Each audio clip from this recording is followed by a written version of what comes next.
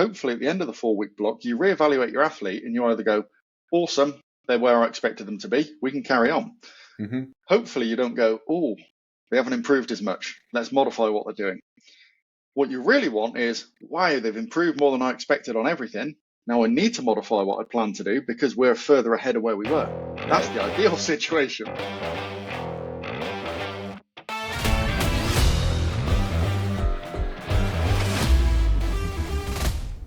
That was Paul Comfort, professor, author, and one of the most respected researchers in strength and conditioning. Chances are, if you're involved with athletes and elite performance, you've come across Paul's work, whether you realize it or not.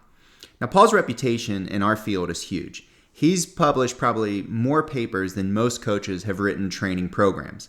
And unlike a lot of the research out there, I feel that his really has work that can translate to the gym floor. And that's why I wanted to bring him on, to bridge the gap between academic theory and what coaches like us face every day. So in this episode, we cover when you can start testing young athletes, why strength thresholds aren't as simple as squat twice your body weight, how periodization is less Soviet science project and more of a flexible framework, and we even talk about why force plates are the gold standard compared to jump mats. Please be awesome and make sure you subscribe to this podcast. If you've already subscribed, please drop a 5-star and a 5-star only review. It helps keep the podcast growing, helps me find great guests who want to come on, and keep sharing great information with coaches all around. Let's get into it. Welcome back to the Athletic Performance Podcast. I'm the host, Ryan Patrick, and today's guest is speaker, author, professor, researcher, Paul Comfort. So, man, thanks for taking the time. I know you've got an intensely busy schedule. We already talked off air about how many articles you're producing. So the fact that you're able to carve the time and put this on your schedule means a lot to me. So really excited to have you here. No problem. It's a pleasure. It's always nice to be able to, share some of the information. And some of it is the stuff that you won't get reading a journal article because you're so restricted with what you can put in there. So it's always nice to have these conversations. Yeah, my biggest beef with going back to reading the research journals is really checking myself on methods and statistics, which is like the least exciting part of it, but probably one of the most important. Yeah, definitely. And the methods, sometimes you do look and they can be a bit sketchy, which can be excusable, decades ago, because maybe we didn't know any better. But certainly, when you're looking at some of it now and you're thinking, yeah, you haven't done that right. What bugbear for me is when you see somebody say that they've followed a set protocol, and then you actually have a look and get at the protocol they say they followed, and then what they've described, and they're totally different. Yeah, so I got an email right before I hopped on this podcast that references a recent study that you had published looking at the Nordics versus the RDLs. And their assertions were a little bit different than I felt that your guys were in the research paper. So I know people are always trying to get away with a little bit more than maybe what's there. But to kind of kickstart this, for those who don't know about you, could you give us a quick origin story on you and kind of bring us up to speed on kind of where you are professionally? I like the way you framed that as an origin story. That's good. So I started off 30-ish years ago. Strength and conditioning wasn't a thing in the UK back then. The UK Strength and Conditioning Association is just over 20 years old, or almost 21 years old at the moment. So it really was more personal training background and starting off doing that, but working with two extremes. So I ended up working either with athletes that wanted to get better, which was either football, soccer, or rugby union at that point, or generally overweight businessmen that had a lot of money to spend and would happily spend a lot of money to try and get in shape, then go on holiday for 3 or 4 weeks and come back and have to start from scratch. As soon as I got the opportunity to get involved with organizations like the NSCA and do their CSCS qualification, I did that. And then I was asked to help become a founder member for the UK SCA. So I started off initially just sort of personal training while I was studying, doing my degree and then doing my master's degree. Then started working in universities and combining that, luckily, with working with athletes. So it was always university teams or local teams that the universities had partnerships with. I've now been at the University of Salford for the last, I think I'm in my 18th year now. So no matter what I say about it, it must be a pretty good place to work because, I've been there 18 years. So started there, completed my PhD while at the University of Salford, did that via publication, and was lucky enough when I first started there to have time dedicated to working with some of the teams that we had partnerships with. So I'd get a few mornings a week to be able to go in and get the hands-on experience. But the nice thing with that is not just gaining the experience, and impacting what they do in practice, but also then saying, well, okay, some of this research doesn't work here. We can't apply it in this way. So how do we tweak it? How do we change it? How can we make the research far more applicable to applied sports situations, which has been a fantastic opportunity to be able to do that all the way along. So sort of 30 years later, or just over 30 years later, I am where I am now as a full professor at the University of Salford. Got a small research team working around me. We're really lucky. If people don't know where Salford is, it's just on the outskirts of Manchester. So I live pretty much in the middle of Manchester and Liverpool. So you can imagine there with the soccer teams, you've got a hell of a lot, not just the Premier League, but all the rest in this area is pretty extensive. You've got a couple of rugby union teams, almost all of the rugby league teams. There's one in France and one down in London, but the rest are all pretty much around this area within a 90-minute drive.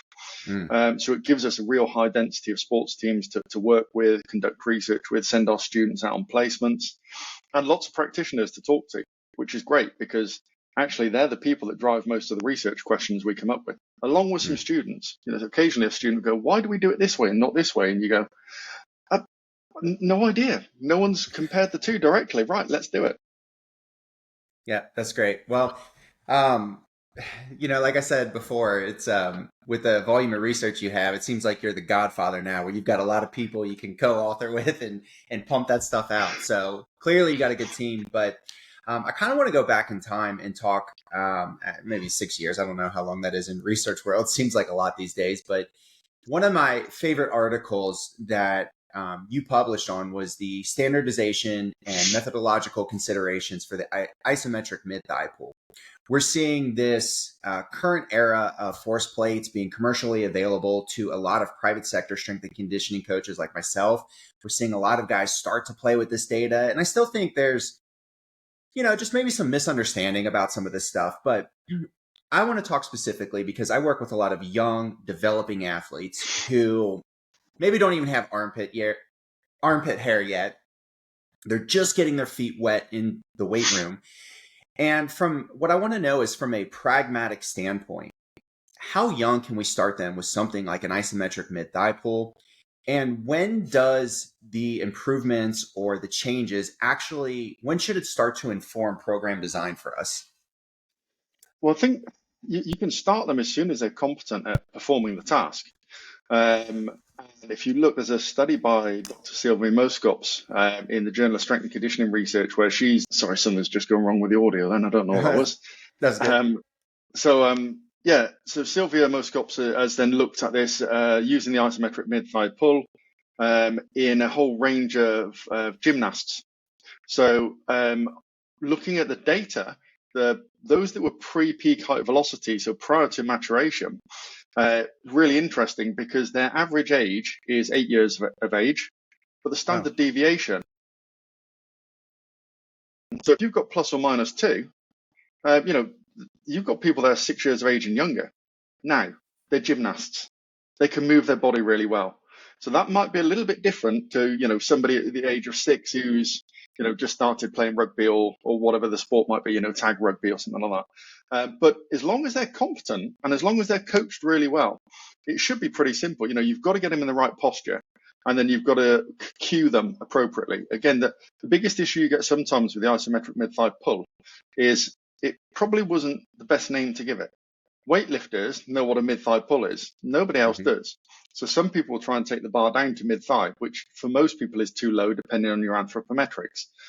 And if you tell a weightlifter or a powerlifter to pull, what they're doing in something like a deadlift or a clean is pushing through the floor with their feet. You get somebody holding a bar that isn't familiar with those tasks and tell them to pull, and it all becomes upper body. So you've got to be really cautious on how you coach them to do it. But you can start at a really young age. The one thing to look at is, does force continually increase? If you do 5 or 6 trials on an isometric mid-thigh pull and the force slowly increases on each trial, you're not reaching a peak. That's just familiarization. And one of the recommendations is to keep performing the trials until the peak force across multiple trials is within 250 newtons of each other. Now, there is a limitation with that. That was first put in place by Professor Greg Half and Professor Mike Stone when they came up with the test back in the 1990s, and they published the first study on it back in 1997, which most people forget, partly because the university staff keep telling people not to look at old research, and obviously that's pretty old now, but that's where people should go and find the original stuff. And in that situation, when we're looking at this data, if you've got 250 newtons as a threshold, well, if you've got a 6-year-old, how much force are they really going to produce? 250 newtons could be a quarter of the force they're producing. Whereas if you're working with a weightlifter generating 8,000 newtons, 250 newtons is minimal. The problem is then what threshold do we use? And no one's looked at that. It's actually something I've discussed with Professor Greg Half a couple of times. But now the nice thing is with the automated force plate systems, they instantly analyze the data. Some of them will even tell you the percentage change between trials. Mm-hmm. So then maybe we go with a less than a 5 or 10% change, and then we keep that as the appropriate trials to use, and identify that there's no more learning effect. In terms of when can you use that for programming? Again, I think as soon as you've got a stable measurement, and you know that within a session, and then ideally, if you test them on a Monday next week and Monday the week after, and you're still getting similar variables, the peak force is comparable between weeks, the rapid force production is comparable, we can definitely then start saying, well, okay, this is a true reflection of their maximum force production capability. A bit like you do, you wouldn't program off a 1RM with somebody really young and inexperienced who might be capable of performing it, but that every time they're going to perform it, and they're getting an adaptation, partly through skill, so they're getting better each session. So yeah, once that stabilizes, then I think you can start using it for programming. The main thing is though, how precise do we need to be with programming with really young athletes? I mentioned sort of 6, 7, 8 years of age. For them, we want it to be fun. So just give them a whole variety of different things. Don't obsess too much. Make it fun. Develop their toolbox so that they can perform that whole range of exercises you really want them to perform when they're an older athlete and really trying to make performance improvements. Whereas, at that young age, let's just teach them how to perform all of the tasks, whether it's in the weight room, whether it's jumping, sprinting, changing direction, whatever it might be. But it will still give you an idea. If you look at somebody's isometric mid-thigh pull peak force, and it's really high, but they've got a really low counter movement jump, it's pretty obvious we need to start focusing on their more ballistic capability. Or if you look at, counter movement jump's good, iso pull is good, reactive capability and a rebound jump, if that's really poor, well, there's somewhere we need to be focusing on. So sometimes we can keep it really, really simple. But certainly once you get up to those more experienced athletes, and I'm saying more experienced, not older, because you could have an athlete who's got a 10-year training age 16, and you could have somebody who's early 20s who's only got a 3-year training age because all they've done is play their sport beforehand. Yep. And it's then once you get athletes that are performing really well, that's when we really need to interrogate the data a lot more and start looking at some of the more nuanced metrics we might get from the ISO pull or from a jump test or whatever else we might be assessing on. Have they looked at, because the one about the gymnast is really interesting to me. I'm going to have to look into that. But has there been any investigation of some of the other isometric force testing methods with younger athletes, like maybe the belt squat ISO or some of those? No, I've not seen much in younger individuals. It tends to either be predominantly the isometric mid-thigh pull, and that might be in sort of youth soccer players in the UK. There's a couple of studies where they've done that across multiple age groups with males and females. Occasionally you'll find the isometric squat. Belt squat is something that's relatively new in terms of research. Mm-hmm. There's only a handful of studies on it. The protocols are all slightly different, and that always happens. Because you might start collecting your data and nothing's been published, and suddenly you publish your data and 5 other things have been published at the same time. But there are some issues with it. While we get a really, really, really high force, you get true lower body force production. There is no weak link in the chain, whether it's an iso squat creating that compression so you don't push as hard as possible, or upper body and trunk not being able to maintain posture during the iso pull sometimes. The isometric belt squat really gives us a true maximal effort, but we've played about with multiple protocols, and the best option is to use a full harness like you can get from a K-box or any flywheel device. Yeah. If you just use a strap across the hips, if you're generating a lot of force, that creates a hell of a lot of chafing on the lower back, on the inside of the thighs. Yeah. It's not good, and you only notice that when you step in the shower. So and again, but then the problem is next time you test somebody, they don't put a max effort because they know how uncomfortable it could be. So the full harness is much better. The problem is we can't get reliable rate of force development or force at set time points. There's always give in the system, whether you're using a chain or anything else, and then the give within that harness. We just can't get the rate of force development to come out as reliable, which is problematic. I'm sure at some point somebody will find a solution to that. Maybe it's something that has to be custom made, which is a bit more rigid, but still gives you the comfort that you need. But certainly in young athletes, I've not seen anything with a belt squat. Yeah, but then in that situation, I think we're almost back to like strapping the force plates to a leg press type device and just having guys, jam on that. Yeah, and again, that's problematic because, look at the different types of leg press devices we can get and the angles you'll be at. The joint angles change every time. Yep. Actually attaching them to a leg press in itself is a hell of a challenge depending on the force plates and the leg press. So yeah, you're then looking at a totally different task that you're assessing. And unfortunately, none of them can be used interchangeably. So if somebody's using one, whether it's an iso squat, belt squat, iso pull, whichever it is, they've got to stick with that same task, and you can't compare to other data that's been collected in those other tasks because they're completely different. Making this hard for us, Paul. Just stick with the same thing you're doing and continue. Or if you think that you need to use a different protocol, and this is the same with things like jump testing as well. Yeah.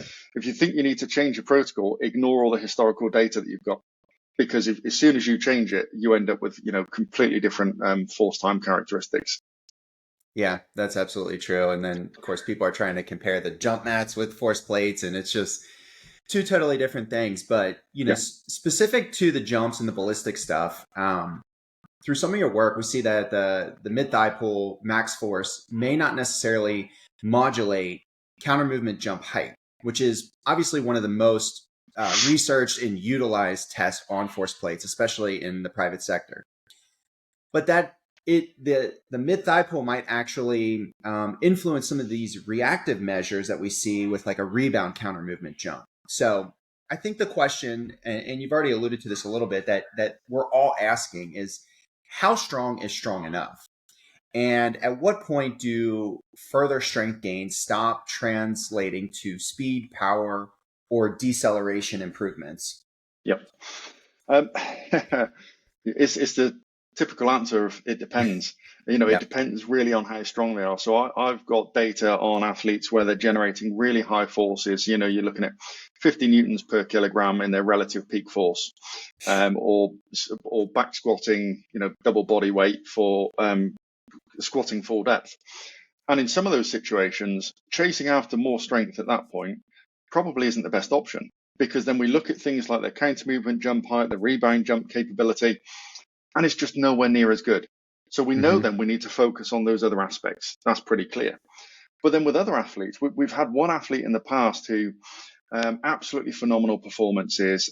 He was getting, I think it was over 60 newtons per kilo on the isometric mid-thigh pull, squatting 2.5 times body weight, but had a 65 centimeter counter movement jump, weighing 125 kilos. So you look at that and go, wow, okay, what do I train now? What should they focus on? Because ballistic capability is fantastic. Maximum force production is fantastic. How much of an improvement am I going to get in both of those? And that's when you really need to start looking in detail and go, well, how do they achieve that? How long does it take them to achieve the peak force in the isometric mid-thigh pull? If the slope of the curve is not steep, we need to focus on rapid force production. And then also, how long does it take them to perform that counter movement jump? And with the one individual I'm thinking of specifically here, average time to take off in the counter movement jump for the squad of athletes was around 700 milliseconds. Right. This athlete 1.2 seconds, so 1,200 milliseconds, half a second longer. So he's out jumping everyone. Heaviest guy on the squad, out jumping everyone. But it takes half a second longer. So that means somebody else could jump. He tries to react to that. They've jumped, caught the ball, and started running. And he's not left the ground. So that's problematic. That's not what we want to see. So in that situation, we can look and go, okay, it is rapid force production is the problem here. So we need to focus on, is it jump strategy? And this guy was going for, 50 plus centimeter counter movement depth, so a big range of motion. No surprise it was taking so long.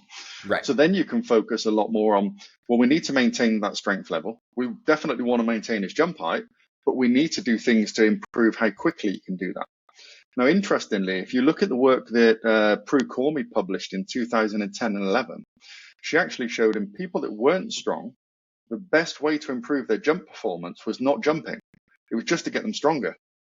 So what she reported is that basically the unweighted in braking phase that she termed eccentric instead of braking, that duration reduced. So they unweight quicker, they dip down faster. And because they're stronger, through strength training, they can hit the brakes harder, so they decelerate quicker. So that the unweighting phase and the braking phase, the duration decreases. And in some cases, then the propulsive phase might stay the same duration, but you've suddenly had a big reduction in time to take off. And that's what we found with this rugby player after pre-season training. He'd gone from his 65 centimeter counter movement jump taking 1.2 seconds, and he got down to 700 and something milliseconds, and his jump height dropped by a couple of centimeters. That we were fine with that. That's okay. Oh, yeah. Because now he's out jumping everyone, but within the similar time frame. And the improvements with him all came from that reduction in the time that it took to unweight and the time it took to hit the brakes and decelerate. And his propulsion phase also reduced very, very slightly. So because of that reduced duration in the propulsion phase, that might explain a slight reduction in jump height because he's not got as much time to apply an impulse. Sure. To ask kind of a clarifying question, a lot of the research seems to stratify between the weaker and the stronger athletes. So, and I know this is hard because the populations vary wildly, but does there seem to be some minimal threshold, maybe how many newtons per kilogram that we should be looking to kind of take off the table first in terms of pure strength before we're even worrying about ballistic stuff? Yep. There's nothing really. There's people have said previously, 1.5 or 2 times body weight back squat to do plyometric training. Personally, I think that stems from people using the term plyometric training as a catch-all for jump training. Because if you think about it, plyometric training, reactive, short contact time, fast stretch shortening cycle is ankle dominant. So why do your quads and glutes need to be really, really strong, apart from for that leg stiffness? Because most of it comes from the elasticity in the tendons and a little bit of force production from the plantar flexors. But actually, with a very high intensity, fast stretch shortening cycle task, the majority of it is elastic recoil to get down to those really short ground contact times. So I think that sort of, what's the minimum threshold that people have come up with in the past? No one's done it as far as I can see with an isometric mid-thigh pull. For squatting, people throw this value around at 1.5 or 2 times body weight. But if you're doing depth jumps, if you're jumping off a box a meter high and you're going into a decent angular displacement at the ankle, knees and hips, squatting down, taking, 500, 600, 700 milliseconds to jump out of there. If you're dropping from a meter, you're going to hit the ground with a pretty high force. The momentum is going to be high. So you need to be quite strong. Yeah. But if you're just dropping off a 30 centimeter box and then doing a depth jump, I think most people can probably cope with that. And you watch children doing it when they're playing, even set up an assault course, they can do it no problem. The reactive aspect, I think you'd probably be better looking at what's the minimum threshold for plantar flexor strength to be able to be really, really reactive. Because actually, if you look at some research, and the author's names escape me at the moment, but if you look at that for the plyometric tasks, there isn't actually an eccentric phase. So we'll refer to it as an eccentric and a concentric phase. Right. Really short contact, sub 200 milliseconds. What you tend to find is on a couple of studies where they've put ultrasound on the musculotendinous junction of the gastrocnemius, is as they're about to make contact with the floor, their calves are already shortening. So you're already going through a concentric action. And you're already starting to plantar flex at that point. So you're actively, plantar flexing into the ground. That means when you make contact with the ground, you lengthen the tendon from proximal and distal end. So the rate of lengthening is phenomenal. But that means the elastic recoil is huge, as long as the connective tissues can cope with that. And you'll go on social media and have a look. You'll see people jumping off things 1 up to 2 meters high, rebounding with a short contact. Mm-hmm. Don't go and try that unless you've slowly built up those jump heights. Don't just go and let's see what I can hit, because you're going to rupture something. Paul, I'm almost 40. I'm like worried I'm going to rupture an Achilles every day. Yeah, I feel your pain there. I think one of the things is we need a certain level of strength, but I certainly wouldn't say, even with younger athletes, I wouldn't say get a certain level of strength first and then move on to ballistic and plyometric. You need to do all of it because you need to develop the skill. You might not get a huge amount out of the ballistic and plyometric training until you've developed a certain strength level, so that your muscles, tendons, etc. can cope. You can perform the tasks as efficiently. The higher the height you're falling from, whether it's a ballistic or a plyometric task, the higher the momentum. That means you need to produce a ridiculously high force to decelerate and then rebound, because you've only got a short time. So you need a certain level of strength. But you probably need a good balance of, let's get people strong while developing the technique in these other exercises for the ballistic and plyometric tasks. And once the strength level's going up faster than the performance in those tasks, emphasize those. And then if they're catching up with the strength, let's push strength up again. It should be relatively straightforward. So I'm going to do myself out of a job here. But it should be relatively straightforward to be able to do that. And I think sometimes when you look at the research, like you said, people will categorize as stronger and weaker.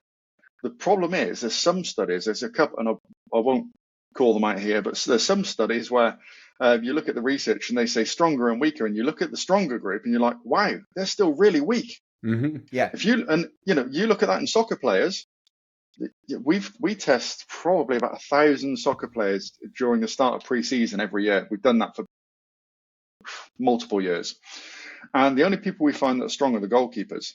The rest of them, they can have a fantastic ballistic and plyometric ability. Strength levels, relatively low. Aerobic capacity, off the dial. Most of them phenomenally aerobically fit. Oh, yeah. So the easy thing to improve for them is get them fitter. Get them stronger.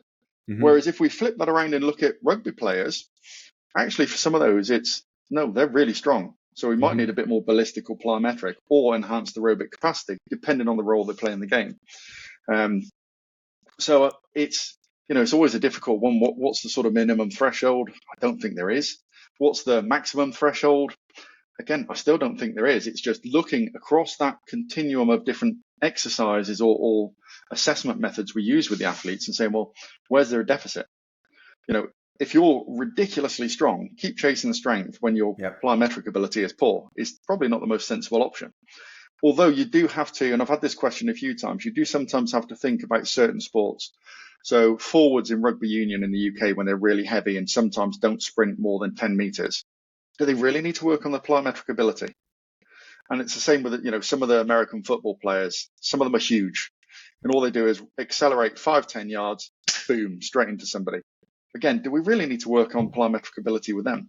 And you will find some that no matter how you coach them, they can't get a short contact time. They're just not used to moving in that way. But then we need to look at, well, how do they play their sport? How does the coach play them? How does the coach use them? Would spending time on that physical characteristic enhance their performance or not? And you can't say, for one specific position, yes, it will or no, it won't, because the coach plays them differently. I've seen prop forwards weighing 130 kilos plus in the UK in rugby. Some that play the entire game and they do cover decent distances when they're sprinting. Others never go over 15 meters and only play a small portion of the game. So you've got two totally different people there, and the coach will use them in a different way. So you also have to loop in the coach and all the other staff to say, well, what do we do with this individual? What do they need to improve? And surprisingly, a lot of the time, the coach can tell you what they need to improve. You do the testing, you go, yeah, okay, you saw that. Didn't quantify it in any way. We couldn't measure it, but they might have said, this is where they're limited. Yeah, some of the big guys we've had, like the NFL linemen, They're just ground-based mammals, man. They're not they're not getting much air no matter what you do. No. But I think you've addressed one of the big concerns that I see in strength and conditioning, and we've had sort of a renaissance, at least in America, where all of a sudden we're focusing on what's going on below the knee. I felt like for a long time it was, get that 1.5 to 2 times body weight squat because that's what you need to do plyos. And we kind of ignored, like we did some calf raises and stuff, but we didn't really do plyometrics, especially some of these, I would say more extensive approaches where we're kind of building just baseline extensibility, the pre-tension that you talked about that's really necessary for getting some of these kind of elastic return on investment when it comes to the plyometrics. But I kind of have one more question about this. How strong is strong enough? Does the force velocity profiling change your approach to any of this, or are there some criticisms with that maybe people aren't aware of when trying to use this to solve some of these deficits that athletes are having? Yeah. So with force velocity profiling, personally, the research I think is really interesting. Personally, I don't use it with athletes because it takes far too long to do it. Mm-hmm. And if you look at most of the research, it's done on a Smith machine, not done with free weights. And if we're assessing the velocity, it's then much more reliable on a Smith machine. You don't really go into many gyms where they've got 10 Smith machines where you can assess an entire squad quickly. Yeah. Whereas we can go in, we can get comparable findings. We've done a little bit of pilot data collection, looking at the normal force velocity profiling with jumps across different loads. And then we've looked at, do we identify people's sort of training priorities differently? If we just do something like an iso pull and a counter movement jump, or even if you've got minimal equipment, 1RM back squat and a counter movement jump. Mm-hmm. And actually, you can normally pick those people out because, somebody who's got a certain profile on the force velocity curve, you then look at those other tests and you go, okay, really strong, poor jump performance, or weak, but really good jump performance. Mm-hmm. Well, the jump tells you the velocity because the higher the velocity you leave the ground at when you take off, the higher the jump height. And then you've got an actual measure of strength rather than something you've predicted from the velocity you're moving at during force velocity profiling. So I think you tend to end up getting exactly the same information, whichever approach you use. Mm. And we find that, like I said, we go out and test multiple squads of athletes, soccer teams pre-season. It's a ridiculous number that we end up testing. And you can get through a squad of 30 pretty quickly. But what we'll do is we'll take out 6 or 7 sets of force plates. So we'll do isometric mid-thigh pulls and we'll have a couple of stations set up. Counter movement jumps with 1 or 2 stations set up, a rebound task with 1 or 2 stations set up. And if they want single joint isometric testing, we'll throw that in as well. But cool. We can get through, with that number of force plates, we can get through an entire squad in under an hour. And then 20 minutes later, they've got the reports on, well, this is how your squad's performing. I don't think we could do it that fast with force velocity profiling. So, yeah, we've tended to stick with that. And I know some people, especially training individual athletes, do a lot of force velocity profiling. And that might be more effective for them. It certainly is feasible in terms of the time that it takes. But what I see from the pilot data we've collected is they generally tell us the same thing. And it'll be the anomalies like the one athlete I mentioned where you'd really have to interrogate the data much more to really find out any nuances. And again, the nice thing that I really like with doing something like a counter movement jump and an iso pull is we can look at those other characteristics. You've got your peak force, but let's also look at force at 150, 200, 250 milliseconds in the isometric tasks. Okay. You've got your counter movement jump height, but let's look at let's have a look at the time to take off. And then if you might want to break it down and then start looking at the duration of each phase or the impulse produced in each phase. Most of that, though, as soon as you start interrogating it in more detail, you don't feed that back to the coaching staff because most of them wouldn't know what you're talking about. Right. So you give them the basics, tell them the training priorities, and it's just that 1 or 2 people per squad where you go, okay, we need to look at this in more detail because either they're phenomenal at everything or they're really poor at everything. If they're really poor at everything, but they're a really good athlete, they're great at their sport. Mm-hmm. How do they cope and what do we really need to focus on there? And sometimes, again, you have the issue that they can't be bothered. They're at the top of the game testing means nothing to them. They've got a contract no matter what. They're not going to Right. change the way they train, so they just don't put in any effort. Although when you get them in a team environment and start testing, it's really interesting because a lot of athletes tend to go, who's jumped the highest, who's got the highest force, and suddenly you'll get people that we've seen this numerous times. Suddenly, people that didn't put in the effort at the beginning, where you thought, yeah, they're really not, even though I've really tried hard, they come back afterwards and go, hang on a moment, I'm at the bottom of the pile. Can I go again? Mm-hmm. So there's always some limitations for that. Yeah, you get some competitive bodies together, especially at that level. I love seeing that. One of the things we're kind of dancing around, I think, as well, are some of these metric ratios. So the popular three that I see most commonly talked about are RSI, the eccentric utilization ratio, and the dynamic strength index. And I think there's always some downside to metrics because you can kind of finesse it, like, especially with the simplest one with RSI, it's like the jump height maybe didn't go up, but the ground contact got faster, so it looks better. But I guess from your perspective, because I know you've done a lot of research with this stuff, what are the most valid and reliable, and how can they kind of mislead coaches when we're just looking at a ratio? Yeah. Okay, so I think the first thing is something like the eccentric utilization ratio, where it's the difference between their counter movement jump and squat jump performance. So you've got one where they're using a stretch shortening cycle, one where you've supposedly eliminated it. You test people on force plates and have a look at the number of trials they need to do a squat jump without a small amplitude counter movement. Oh, that's tough.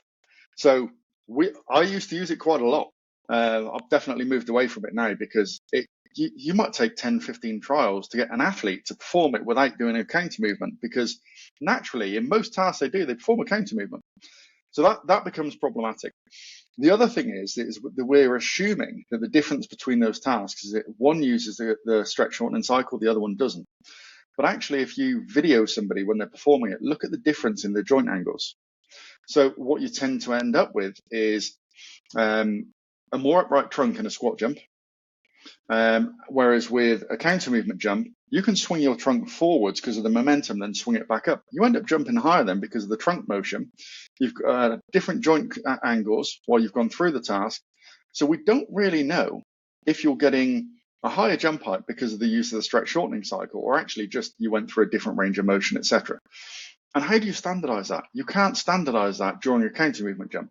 You'd almost have to go, well, let's look at what they do on their counter movement jumps, and then we'll get them to perform the squat jump to the same depth. But if you start looking at the depth they go to on a counter movement jump, it will vary slightly between testing sessions. And then you're not comparing like with like if we then start doing that with a squat jump. So eccentric utilization ratio, like I said, I used to use a lot, but the more I've looked at it and the more we've tested on force plates, the more we've gone, let's not bother. It's not telling us what we want it to. And no matter what you try and do to standardize the squat depth during the counter movement jump or the squat jump, it still doesn't give you what you think you're getting. So that we've tended to scrap and leave to one side. The other metrics, you sort of answered the question when you said about RSI, and this is the same with DSI. They're a ratio. So what happens if RSI stays the same? You do a training intervention, RSI is exactly the same, but you've had a proportional change in the components. So the jump height and the ground contact time have both changed in proportion. So your RSI is the same. Your coach would look and go, well, your training had no effect. But actually, you could have had a higher jump height, but you might have had a longer ground contact time. So the RSI is still the same. All that can flip around the other way. And again, sometimes what is the ultimate thing that they want to see when you feed back to the athlete or the coach? Most of the time, it's the height they're jumping. So why not just report the jump height and the time and the ground contact time? Or if it's in a counter movement jump and you're looking at some like modified reactive strength index, look at the jump height, look at the time to take off. If you've got the components, do we really need to calculate a ratio?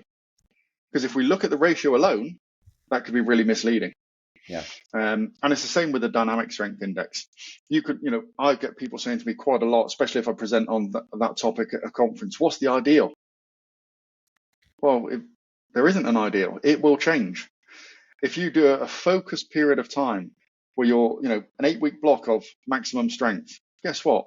Peak force goes up on the isometric task. it doesn't go up in proportion on the counter movement jump. So your DSI changes, and you then suddenly go, okay, we need more ballistic, so your DSI has dropped. If you do a period of much more ballistic training, and they're focusing on ballistic plyometric training, the peak force normally in the jump goes up. Therefore, your DSI also increases, and suddenly you say, yeah, we need to start working more on their ability to generate maximum force. So it tends to show us what we expect it to. So you can't say a set ratio is going to be ideal. All you can do is look at that and go, okay, what should they emphasize? But again, as I said a moment ago, if you've got their peak force or the relative peak force during an isometric mid-thigh pull, and you've got their force during a counter movement jump, do you need to really work out that ratio? Because if you think about it, if somebody could have a ratio where it says they need to work on their ballistic capabilities, so they could be down at, the 0.5. So they're expressing 50% of their isometric peak force during a dynamic task, the counter movement jump. But if their relative strength from the iso pull is 20 newtons per kilo, I could do that still on one leg. And I'm definitely not an athlete. So if they're weak, we just need to focus on getting them stronger.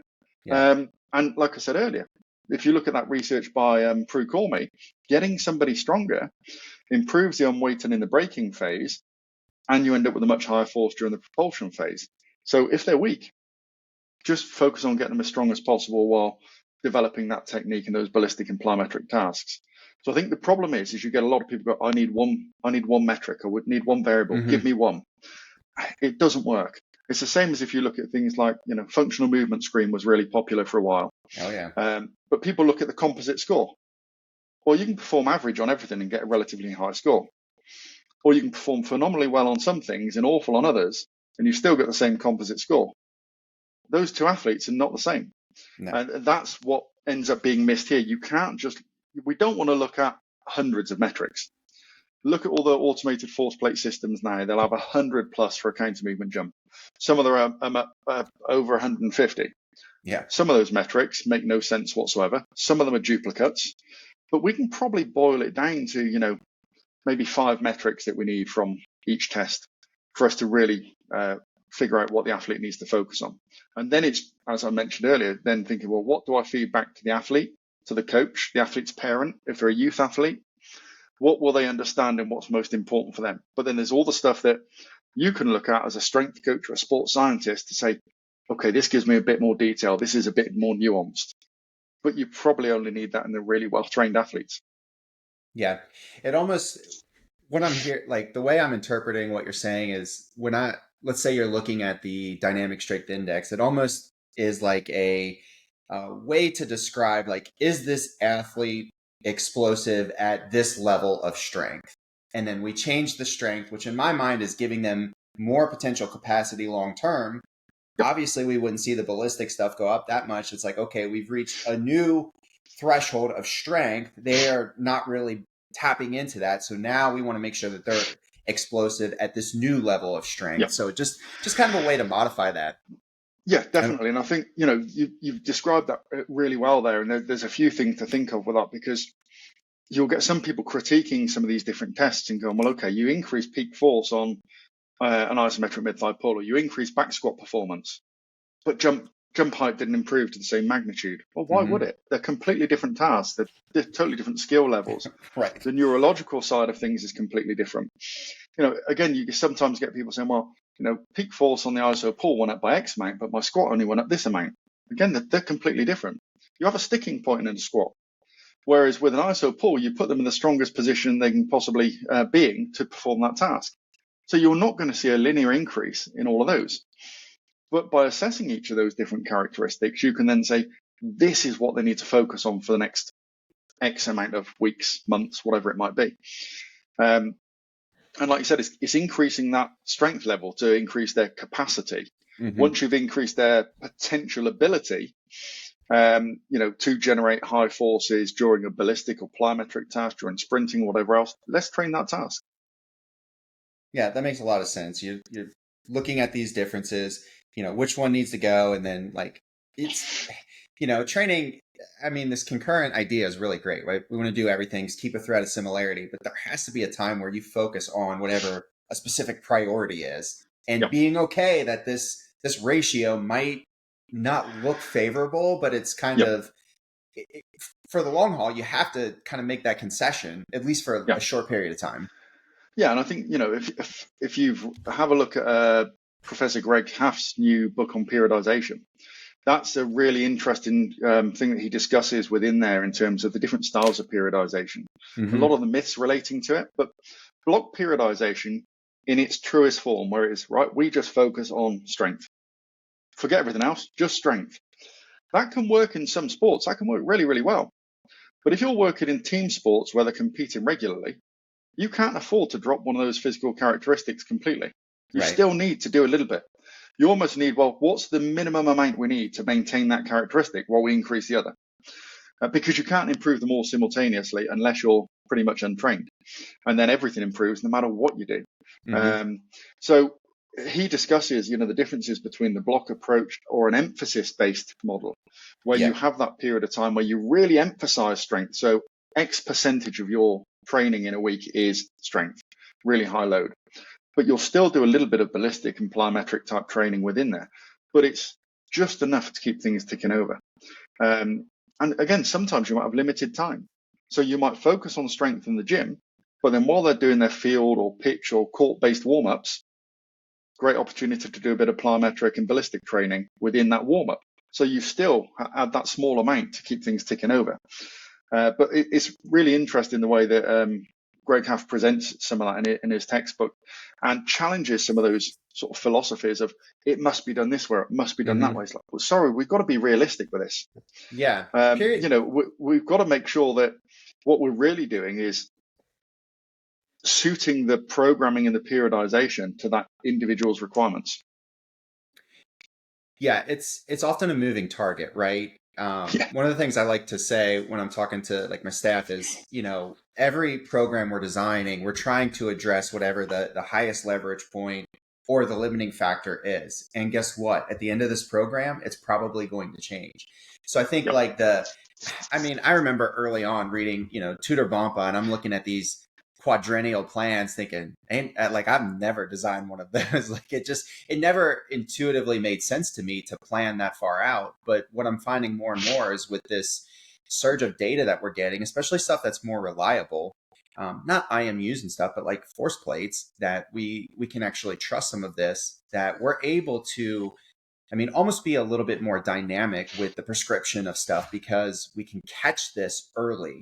And I think, John Kiley I think that's his name. Dr. Kiley was one of the first kind of criticisms of periodization and planning. Because to your point, my athletes have so much stuff. I don't know, their coach just might get pissed off one day and make them run 20 gassers. And that completely just kind of shits on what I have planned for them from a training standpoint. I think there's a couple of really interesting points you've raised there that, most people don't develop a quadrennial plan because most people aren't working with Olympic athletes. If you are, if you're working with rowers, it's what makes that boat go faster.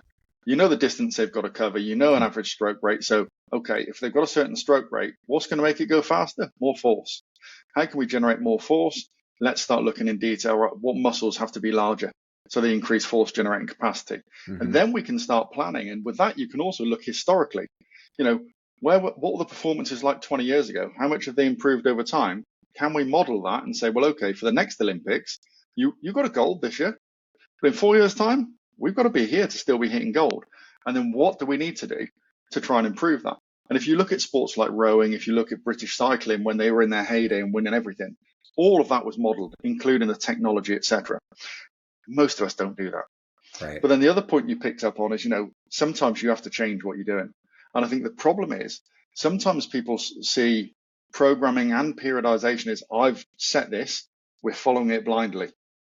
And if they've just been made to go and run 20K on a pitch, or the coaches had them doing suicides up the court or across the pitch or whatever the sport is, you've suddenly got to change what you have planned.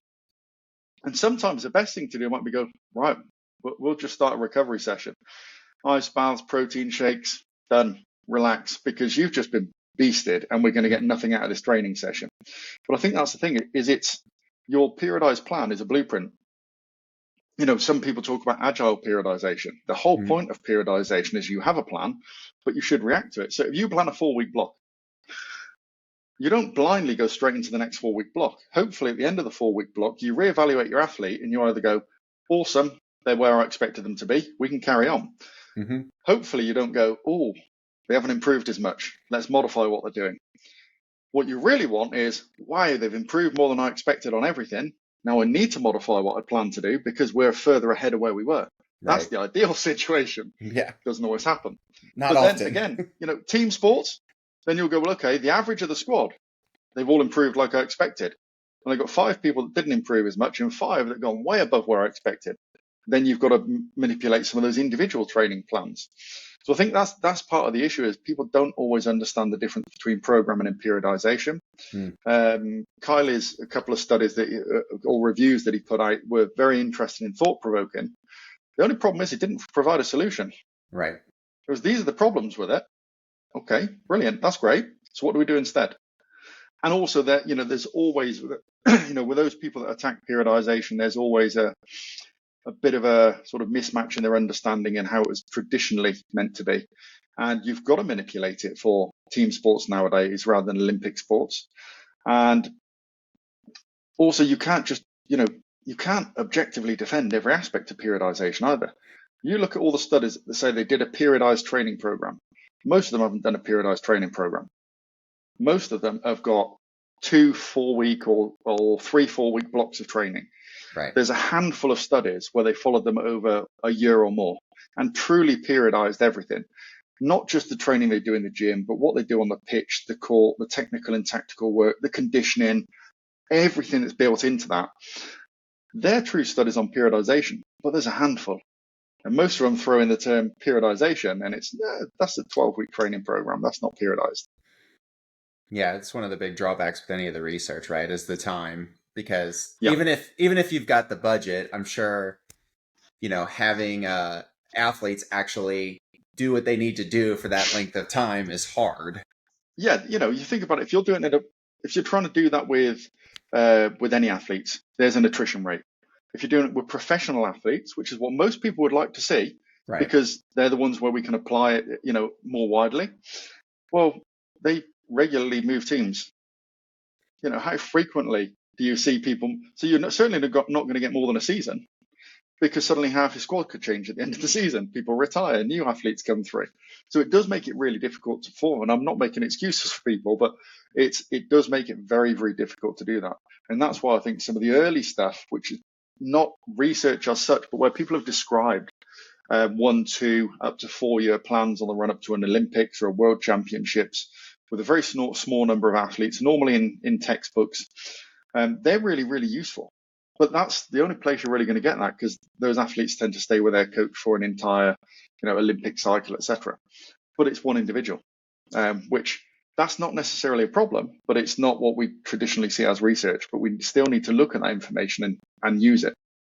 I think that's goes back to what you highlight as one of the benefits with being between Manchester and Liverpool, is that you've got all these practitioners out there who, are trying and testing this stuff in the field, because ultimately those are the guys that have to get results. And, we have to make informed decisions whether or not we have these research studies to support it wholly. Yeah. I do want to ask kind of get back to some of the force plate testing questions. So we've talked a lot about these bilateral tests, IMTP, CMJ. Are these sensitive enough to inform us about unilateral performance? Obviously, we can get left-right imbalances, but are we missing important details for athletic development or injury prevention without doing a true single leg type of test? Yes, definitely. Because they don't translate perfectly from a bilateral task to a unilateral task. So we are missing something. The problem is the unilateral tasks are inherently less reliable and more variable in nature. So, something as simple as single leg counter movement jump. That's really difficult to get somebody to stand completely still on one leg for at least a second before they perform the task, which is what you need to do for the way that the automated force plates analyze the data. Or even if they're not automated, you should still do that. You get somebody to stand on one leg with their leg extended so they're not already slightly flexed, and then therefore they decrease their center of mass height, which would inflate jump height. It's really difficult. And then the other thing is, how do you control it? So if you're doing a single leg counter movement jump, what does the other leg do? And if you get 20 athletes to perform the task, some will swing the leg and keep it relatively straight. Some they'll swing it through, but they'll keep the knee very flexed. Mm-hmm. Some of them will just hold it in position and they won't put minimal use of it. But it's a bit like arm swing. As soon as you throw an arm swing, everyone should jump higher. So if you learn how to do that single leg counter movement jump with an appropriate motion of the uninvolved limb, then you'll actually get a much higher jump height. Also watch people, and what a lot of them end up doing is not flexing in the knee a lot. And they'll put a hell of a lot of motion through the hip joint. That's not what they do in their sport. So that's not necessarily then assessing their unilateral performance as they do it in the sport. There's some nice research from Dr. Jeremy Shepherd, who is now in, I think it's a Canadian Sports Institute he's working at now, where he did some stuff in the past with, I think it was volleyball, it might have been netball as well, where they looked at different jump strategies. So what they did is they did the normal bilateral counter movement jump. How effectively do you use your lower body? How effectively can you produce force during that slow stretch shortening cycle task? But for the specifics of the sport, they also did it with a 1, 2, and 3 step approach into a single leg jump. And that's exactly what they do in their sport. Perfect. Analyzing the data is much more difficult because you need your force plate set in the ground. Most people don't have those. You've got to be in a proper laboratory environment. And then you have to understand how to analyze that data appropriately, or you just use flight time, which misses a lot of the other data that we might need to calculate. So yes, I'd say we definitely are missing information from doing the bilateral tasks, but they're the most reliable, which means that if we want to see a real change, for me, if I'm doing it with a squad of athletes, I can run a load of statistics. If you're working with an individual athlete, you need to know what the measurement error is. And if the measurement error on a single leg task is 20%, you've got to see a change greater than 20% on whatever the metric might be to know that's a meaningful change and not just variability in how they're performing it day to day. So we're definitely missing something, but it's not anywhere near as simple as people think it could be to do some of those tasks. And it's exactly the same. Sometimes you will say, but in my sport, we always use our arms when we're jumping. So again, if you're looking at something like volleyball, so why don't we use arm swing? Use arm swing, but do both. Do a counter movement jump with your hands on your hips, do a couple of trials, take your performance, then do it with arm swing. If you're only slightly higher with arm swing, you can just improve their performance by synchronizing their arm and leg action, because you should be jumping at least 20% higher with arm swing, if not potentially more. So there's multiple things we can do, but it's how much time have we got to do it? Have we got the technology available to be able to do it and give feedback in real time? And if you have, fantastic. So if you're working at a sports institute, you're going to have all of this stuff. But if you're working in a private environment, or if you're working in a team sport environment, you're going to have the force plates and other technology. But does the kit you have allow you to do some of these extra tasks and keep a small measurement error, keep it reliable? And I've not seen anything which has been published yet on how you should standardize some of those single limb tests. Got a couple follow-up questions on that. It's got my wheels turning. First, with respect to the measurement error, are there published data sets that we should look to? Should we be looking at our own data sets for this to really define like what percent change is actually meaningful for their performance? Yeah, there is published data. So if you look at something like an isometric mid-thigh pull, there's numerous studies which have included measurement error, and it seems to show round about, or just less than 5% is the measurement error. So greater than 5% change in peak force is a meaningful change across multiple populations within different sports. Ideally, you do want it in your own athletes, because they may be completely different in terms of the skill level, etc. Something like an isometric test is pretty easy though, so the measurement error is always smaller. And I've never seen anything above 5%. I've seen it down as low as 2 or 3%. Same with something like a back squat. You do a 1RM on a back squat or a power clean, the measurement error is less than 5%. So a change greater than 5% in somebody that's experienced in performing those tasks is a real improvement. That's great. Things like the counter movement jump and rebound tasks, depending on whether it's a drop jump or whatever other tasks you might do. Again, you're tending to see 5 to 7% in terms of jump height. But again, that's much more complex because you can manipulate your jump strategy, go through a bigger range of motion, give you more time. So that's why you tend to see a slightly greater measurement error, because there's far more degrees of freedom in terms of how you can perform the task. But yeah, if you look across the research, you might find some specific measurement error data and some percentages. The worst thing is when you find something where it just says, 3 centimeters in a jump. Okay, that's great. But 3 centimeters, if you can only jump 20 centimeters, is a lot. 3 centimeters when you jump in 60 plus is nothing. So it should always be expressed as a percentage, which I think sometimes people forget.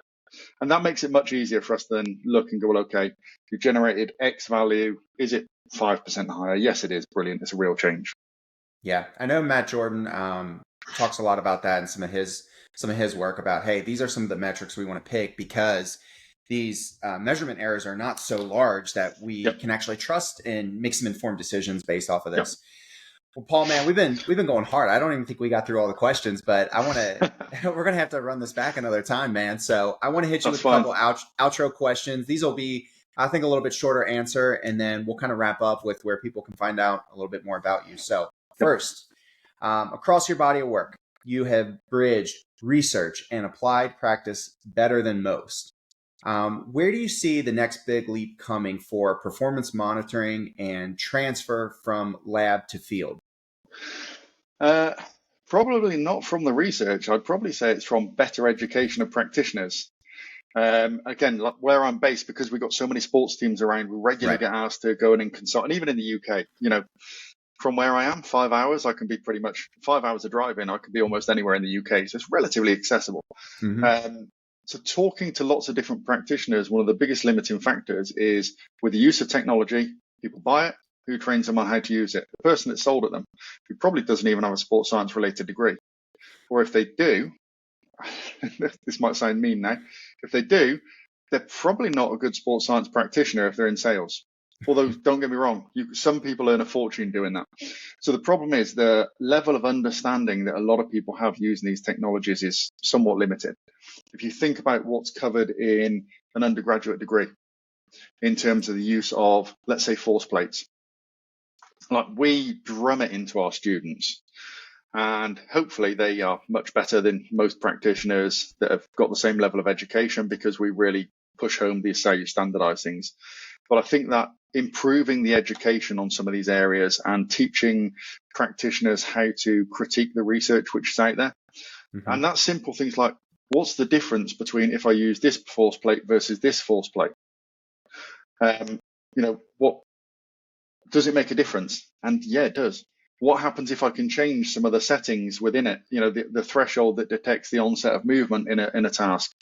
Yeah, that makes a massive difference. So I think the biggest thing to then almost to feed back into the research with practitioners collecting really good, reliable, meaningful and accurate data is we need to be better at upskilling them and improving their level of knowledge and understanding. And I think that's where we'll start to see some improvements, because then we get that real world research feeding back in, where then people can then say, well, okay, why does this work so well, or why doesn't it work so well? Now we can tweak it in a more controlled setting, and then it can go back. And, the pendulum will keep swinging with whether it's more lab-based, more applied. But that's the area that I see is limited at the moment, is that the real detailed level of knowledge and understanding of some of the technology. I used force plates as an example, but it could be, GPS, it could be, wearable technologies, whatever it might be. Yeah, not a lot of people talk about that, but, especially with these, I use Hawken Dynamics, love it, great system. But there is the concern of like, hey, when we're weighing in, I'm not deciding when this test actually or when this system feels like it has calibrated the weight appropriately. So I might get athletes rocking a little bit and it kind of normalizes it, but it's always it's always worth asking that question of how clean is this data actually? And especially as you start, stripping down to cheaper, more commercially available models, some of this stuff kind of you're using algorithms and stuff to make correlations to other pieces of technology. And it can be unreliable at times. So I think that's a really interesting answer. One of the concerns with tech is things can quickly get really bloated and people can be confused. They can be tracking the wrong thing. So if you had to strip it back and give coaches just kind of one principle for assessing and monitoring these qualities to actually transfer, what would that be? To actually make sure you're really assessing that physical quality you think you're assessing. And again, that's as simple as let's do a maximal isometric strength test if you've got force plates. Let's do a ballistic task. Let's do something fast stretch shortening cycle, something more reactive. But actually use the right metrics, use the right variables. So perfect example of that, counter movement jump. Everyone loves to report power. But if you look at the work of Linthorne, he clearly illustrates why there's a strong correlation between power and jump height. But the problem is, what can happen is you can change your jump strategy. Power can increase, jump height can go down. Well, jump height can increase. Power can go up, jump height down, or vice versa. Jump height can go up and power output can come down just from changing your strategy. So think about power as work divided by time. Mm-hmm. So if you dramatically increase the amount of work and you jump higher, but the amount of time has increased massively, that's not going to change power in the way you want it to. Right. If you get an increase in work, but only a very tiny increase in time or no increase in time, you've got an increase in power output and an increase in jump height. So that's part of the problem, is people understanding some of the metrics. And like I said, power is definitely the best one. Intuitively, everyone goes, oh, I'm more powerful, brilliant. But how do you then explain that to a coach if you're giving them jump height and power? And you go, yeah, their power went up. Oh, jump height decreased. That suddenly gets really complex. Mm-hmm. And you've got to start talking them through exactly how each of these things are calculated. They're lost. They're gone already. And so it's really important to make sure you're aware of it. Are you assessing what you really think you're assessing? Or are you looking at something totally different? And I'll admit, I've done that in the past. I've published loads of papers where we've reported power, and now I'm going, why the hell did I do that?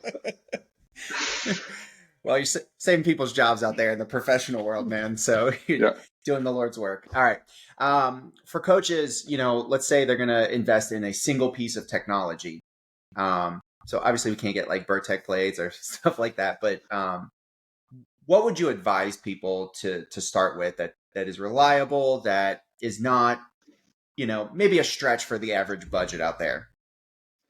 The first thing, make sure you definitely do your homework and make sure you're getting something which does what you really want it to do. If you can, force plates are probably the most versatile, mm-hmm. because you can do isometric testing, multi-joint, single joint. You can do, your ballistic and your plyometric type tasks. There's so much you can use with them. So if your budget will stretch to that, great option. But again, make sure that you understand exactly what you're getting from them. Make sure, most of these companies, it's a subscription package. Right. So make sure you fully understand that, but also ask them about what training they're going to provide, because it's no good getting the equipment if you're not using it appropriately, because then you're just going to be getting some pretty random data which you don't fully understand. So not necessarily the tech, but the best thing you can do is invest in the education of your staff. I was at a conference in Ireland at the weekend, and actually somebody gave a presentation talking about how they'd improve things within Gaelic football. And the biggest thing they did was bring everyone up to a higher level of understanding and education, getting them accredited in certain ways. And suddenly everyone's singing from the same hymn sheet because we've all got a comparable level of education. So irrespective of technology being available or not available, you suddenly had a team that were all singing from the same hymn sheet, all wanting to do the same stuff, all understanding each other's thoughts and viewpoints, while they would be different. So sometimes it's not even getting the technology. It's right, let's get everyone's level of knowledge and understanding to a good level and mentor people. Now, if they're at that level, bring in the technology, you can do the same. You can go, right, okay, you're going to focus on the force plates. You're going to focus on the velocity-based devices. find out everything you can, upskill everyone. Yep. Can't use a tool to fix a personnel problem, right? Exactly. All right, my man. I appreciate you so much. This was incredible. I'm glad we got to go into the weeds a little bit on some of these topics. So I'm hoping that people who listen to this will get a lot out of this. And if they want to, follow up with you or, connect, find more about your work, what is the best place to get in touch with you? They can either email me, which is p.comfort@salford.ac.uk, or I'm on, I was going to say Twitter, it's not Twitter anymore, X and X. Instagram, at Paul Comfort 1975, which gives away my age.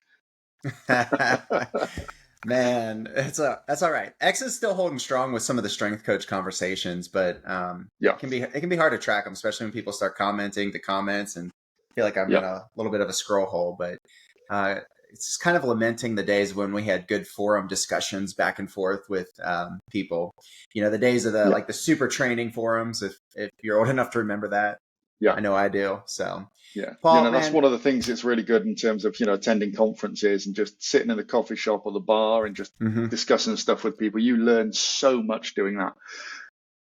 Yeah, the game has really changed since COVID. I mean, we used to at least have one kind of big annual event that we would go to, and it just seems like anymore it's just hard to get on a plane, a train, or a car and get somewhere and just connect with coaches. But man, if you're young and you're listening to this, it is the best way to learn. Just talk to people and just have conversations. So, Paul, man, I appreciate you. I'm not going to take up any more of your time, man. No problem. Thank you. Awesome. Thank you. If you enjoyed this episode, please remember to rate and review us with 5 stars only. Then subscribe so you can get all the latest updates.